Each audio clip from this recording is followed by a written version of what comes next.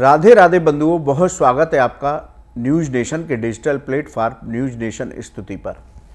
बंधुओं, इस वीडियो में हम बात करेंगे कि यदि आप शत्रुओं से परेशान हैं, यदि आपका कोर्ट कचहरी में कोई मुकदमा चल रहा है, इसी तरह आपके विरोधी सक्रिय रहते हैं, वो समय समय पर आपको हानि पहुंचाते रहते हैं, तो हमें क्या उपाय करना चाहिए, किन देवी की शरण में जाना चाहिए और उनकी उपासना करते वक्त क्या सावधानी रखनी चाहिए, इन सभी बातों को लेकर के इस वीडियो में चर्चा करेंगे।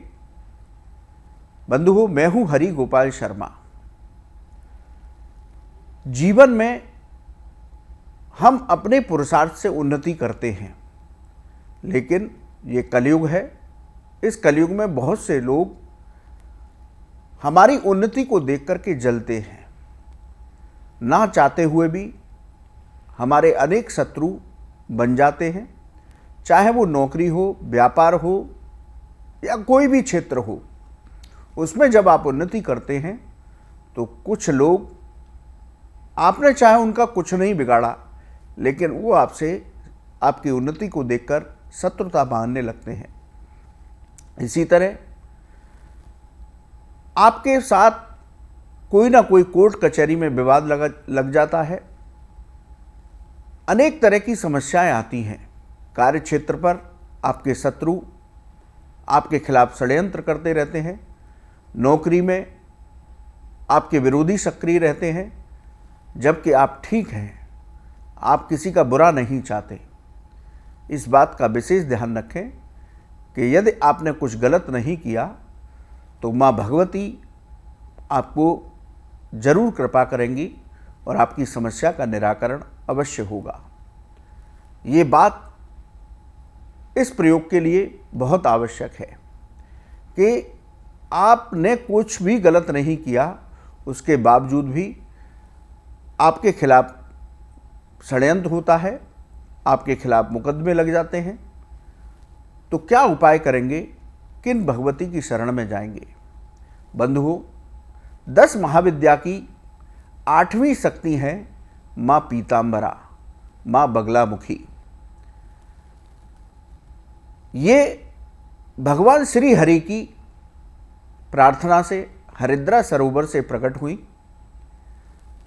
शास्त्रों में कथा मिलती है कि जब ब्रह्मा जी ने इस ब्रह्मांड को बनाया तो इस ब्रह्मांड का स्तंभन नहीं हो रहा था, यानी कि ये ब्रह्मांड इस तरह से डगमगा रहा था।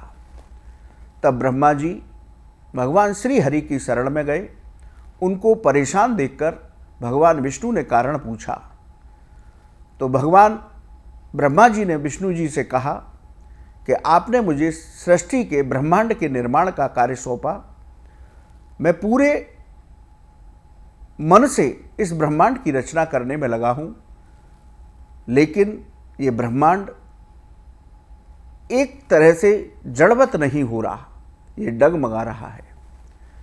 तब भगवान श्री हरि ने हरिद्रा नदी, हरिद्रा सरोवर के पास बैठ करके आदिशक्ति मां परम्बा की उपासना की। तब उस सरोवर से स्वर्ण सिंहासन पर विराजमान, पीले वस्त्रों में सुशोभित, स्वर्ण कांति थी जिनकी, एक देवी प्रकट हुई। उन्होंने अपना परिचय माँ बगलामुखी के रूप में भगवान विष्णु को दिया। उन्होंने कहा कि मैं ब्रह्मा जी की इस सृष्टि का स्तंभन करूंगी, उसको स्थायी रखूंगी। तो बगलामुखी माता को नवग्रह की अधिष्ठात्री देवी कहते हैं। ब्रह्मांड का स्तंभन करने के लिए इनका नाम ब्रह्मास्त्र विद्या भी पड़ा। इनकी उपासना करने से कलयुग में विशेष रूप से साधक की सभी मनोकामनाएं पूरी हो जाती हैं, बहुत जल्दी फल प्रदान करने वाली हैं। बंधुओं, इसी तरह यदि आपका कोई शत्रु है, आपके विरोधी हैं, आपका कोई कोर्ट कचहरी में मुकदमा है, तो माँ पीताम्बरा, माँ बगलामुखी शरण लें तो आपको शत्रुओं से छुटकारा मिलता है। आपको मुकदमे में विजय मिलती है, सफलता प्राप्त होती है। लेकिन एक बात का विशेष ध्यान रखना है, माँ बगलामुखी की साधना में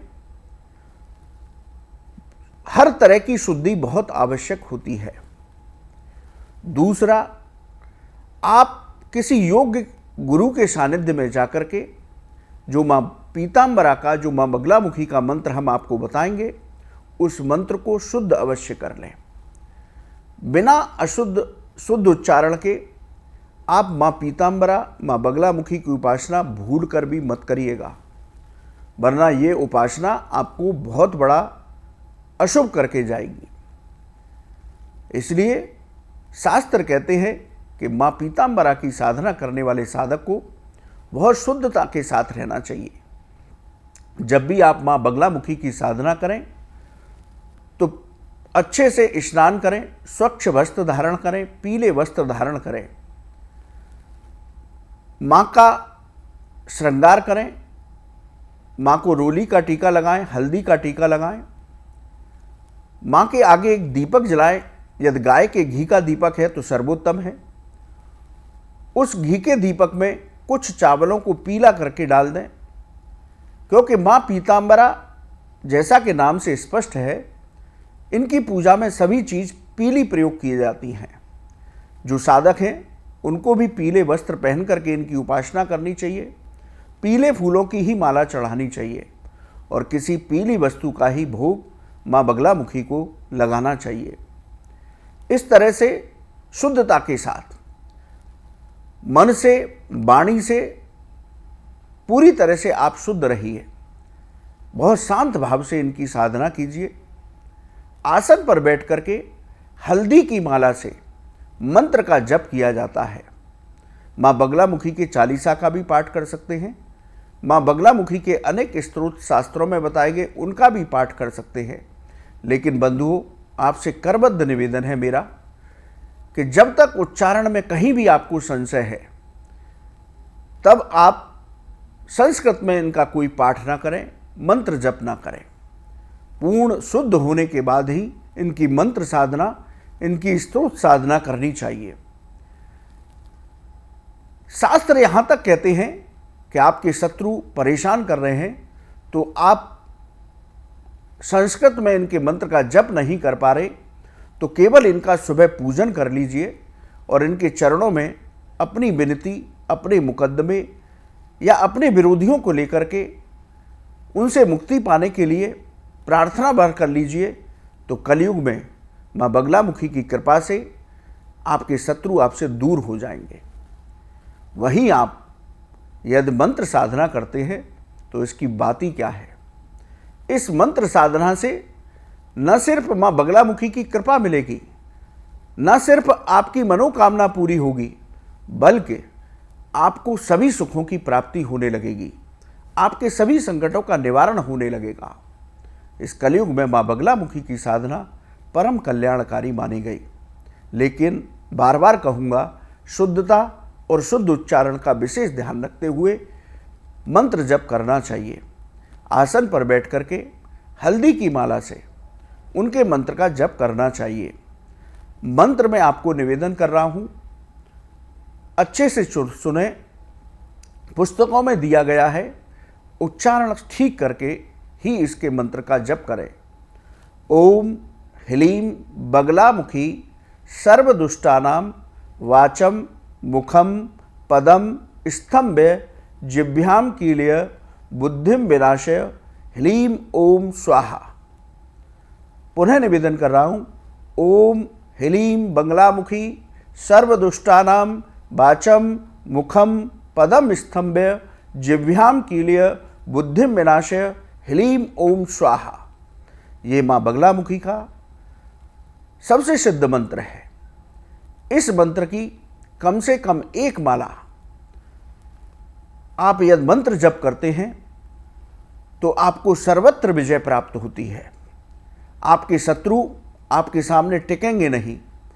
आपका कोई विवाद चल रहा है, कोर्ट कचहरी में मुकदमा चल रहा है, तो आपको उसमें सफलता प्राप्त होगी। इसके साथ ही कार्यक्षेत्र पर आपके विरोधी भी आपके आगे नतमस्तक होंगे। माँ बगलामुखी ब्रह्मास्त्र विद्या है, यानी कि इनकी उपासना से ब्रह्मास्त्र के समान साधक में तेज और बल आ जाता है। तो इनकी साधना कलयुग में सद्य फलदायी है, बहुत शीघ्र प्रसन्न होती हैं। नवरात्र के 8वें दिन माँ बगलामुखी की साधना विशेष रूप से करने से साधक को विशेष फलों की प्राप्ति होती है। तो यदि नवरात्र के दिनों में और अष्टमी तिथि को इनकी उपासना करने का विधान शास्त्रों में बताया गया। 10 महाविद्या की 8वीं शक्ति हैं और इस ब्रह्मांड की अधिष्ठात्री देवी हैं। नवग्रह माँ बगलामुखी के अधीन रहते हैं। इनकी उपासना करने से आपके कुंडली के जो ग्रह आपको परेशान कर रहे हैं वो भी आपको उत्तम फल प्रदान करेंगे। तो बंधुओं, हमें बहुत सावधानी पूर्वक माँ बगलामुखी, माँ पीताम्बरा की साधना करने से सभी सुखों की प्राप्ति होती है, सभी कष्टों का निवारण होता है, सर्वत्र विजय प्राप्त होती है, शत्रुओं पर विजय प्राप्त होती है। तो यदि आपको इस तरह की कोई परेशानी है लेकिन आप ठीक हैं, आपने किसी का कुछ गलत नहीं किया, तब आप माँ बगलामुखी की शरण लेते हैं तो माँ बगलामुखी की कृपा से आपको विजय अवश्य प्राप्त होगी। बंधुओं, करके देखिए, माँ बगलामुखी कल्याणकारी है। बंधुओं, आपको ये वीडियो कैसा लगा आप हमारे कमेंट बॉक्स में लिखें। ज्योतिष और धर्म से संबंधित कोई भी सवाल हो तो आप हमारे कमेंट बॉक्स में लिखें, हम उसका जवाब अवश्य देंगे। आप न्यूज़ नेशन के डिजिटल प्लेटफॉर्म पर जुड़े, आपका बहुत बहुत धन्यवाद। जय श्री राधे।